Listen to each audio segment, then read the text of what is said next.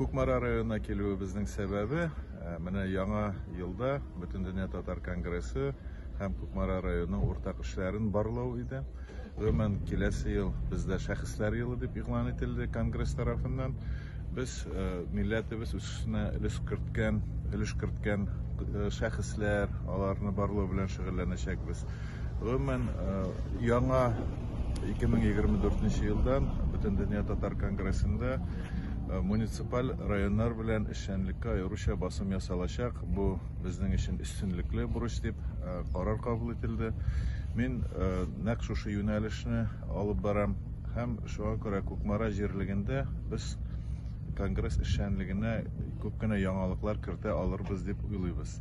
Бүген яңгыраган кызыклы фикерләрнең берсе Кукмара ул бөтен татар дөньясына билгеле һөнәрчеләр шәһәре, һөнәрчеләр районы.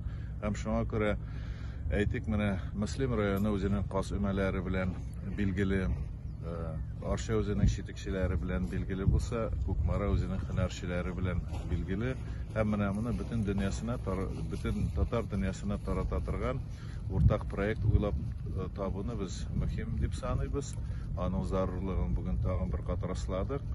Мин бик рәхмәтле район хакимиятенә, район хакимияте башлыгына шундый эшлекле очрашуны оештырып, мәгънәле сөйләшү булды. Аның нәтиҗәләрен якын арада бөтен Кукмара халкы да әле белер дип уйлыйбыз.